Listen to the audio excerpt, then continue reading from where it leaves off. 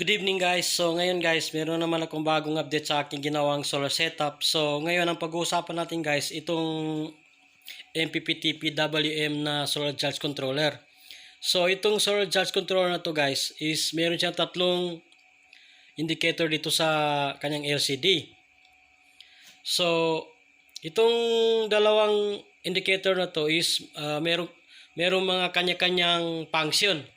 So itong sa taas, yung sa battery niya is may kita nyo, may nakalagay dyan na ampere. So minsan may 5 ampere, minsan naman is 2 ampere, 3 ampere, 1 ampere. So ibig sabihin yun ang kanyang nakukuhang ampere sa kanyang pag-harvest. So ito namang pangalawang indicator na to guys, ito sa LCD niya is ito naman yung power peak ng kanyang solar panel. So makikita nyo dito guys, kapag sa tanghali tapos tirik na tirik yung araw, minsan nakakaabot siya ng 14 ampere, 14.2 ampere. So dito naman guys, ito namang pangatlong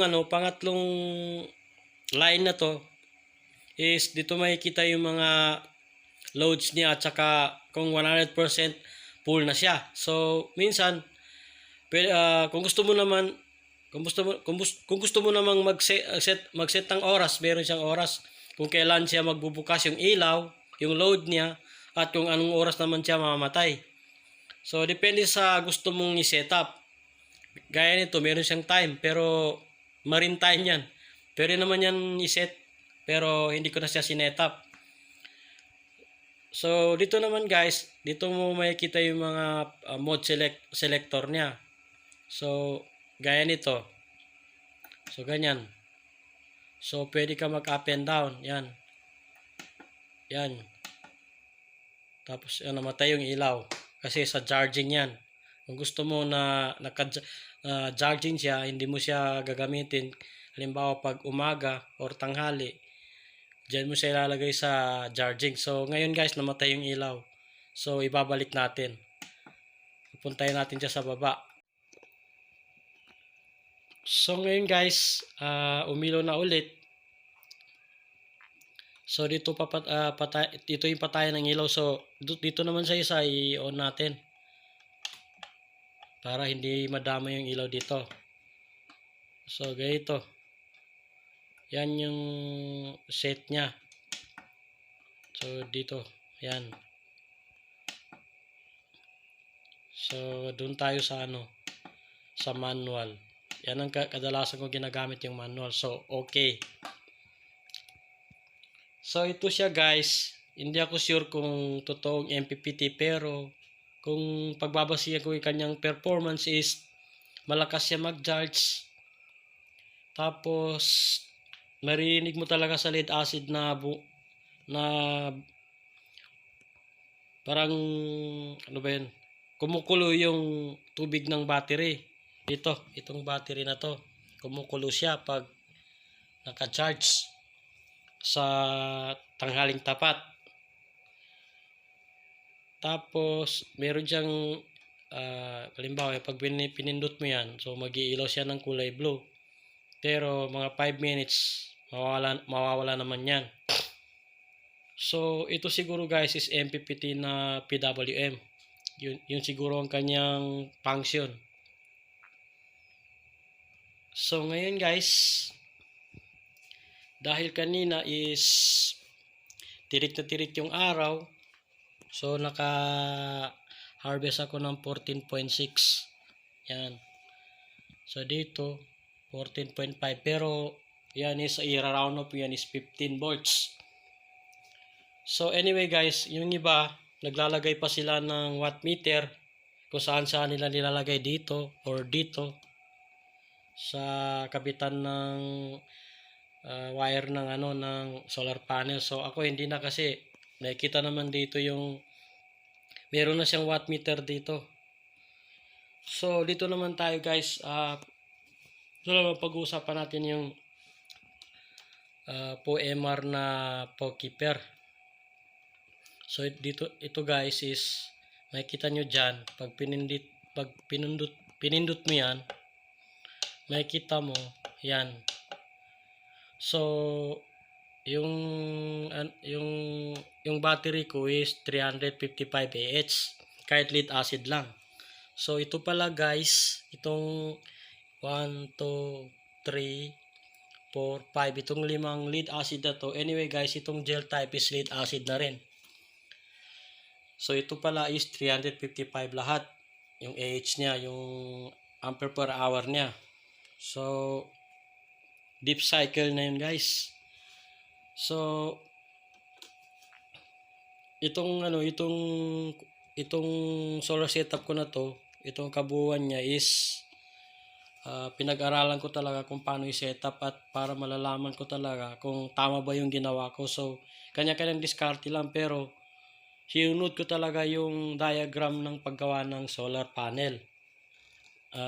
Kung paano siya ikakabit, at saka yung battery, at saka yung load. So parehas lang dito. So gusto ko guys, magdagdag pa ako ng panibagong 100 watts doon sa taas na solar panel para nahubulol na ako, para mas malakas siya mag-charge. So ito guys, itong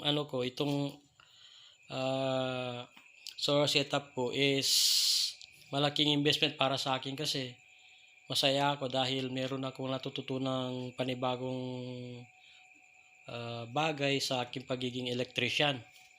So ito guys, itong dalawang solar inverter ko na to is nabili ko yan lahat sa Shopee. So ito siya guys, hindi pa siya yung pang high end, pero kaya namang magpagana ng mga appliances. Pero hindi ko siya pinupwersang magpagana ng mga appliances kasi ayoko ring masira ito. So ito na lang muna, yung magaan lang na mga load, itong mga electric pan na to. Yan lang pinapagana ko, at saka yung ilaw ko, yung sa taas, yung dalawa. Yung isa in-off ko muna, pero yan, gumagana rin yan. Pailawin ko na rin para mas maliwanag. Yan. So ito guys is ginawa ko to nung 2023 pa. So 6 months na siya ngayon sa akin guys. Almost half a year na, pero wala pang nasira.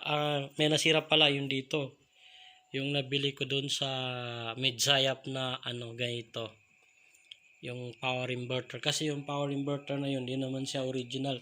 Anyway, nandyan naman yun. Ewan ko saan ko nalagay. Hindi ko ito ginamit, pero yung kamukha nito, maliit ito kasi ito is 500 watts lang. Yung nasira is 1000 watts yun. Para hindi ako naniniwala na 1000 watts yun, kasi pag sinasaksakan mo yun ng 220 na electric fan is may ugong. So parang modified sine wave lang yun, hindi siya pure sine wave. Ang nasasabi ko lang guys, kung pipili kayo ng inverter is mas mabuting pure sine wave na lang bilhin nyo para hindi madaling masira. So meron din akong binili na power station. Itong power station na to is maganda rin yan, kasi NSS yan, branded din. Sa Shopee ko rin nabili ito. So yun lang guys. So sana guys is subscribe kayo sa akin channel. Subscribe, like and share, at saka paki-press na rin yung notification bell para mas marami pa kayo makikita mga videos ko gaya nito. So hindi lang ito guys, meron akong iba't ibang mga skill na ginagawa, so ipapakita ko rin sa inyo lahat in the near future, kasi meron akong ginagawang mga pwesto na nilalagyan ng mga ilaw at saka wiring. So yun lang guys, good evening, peace out.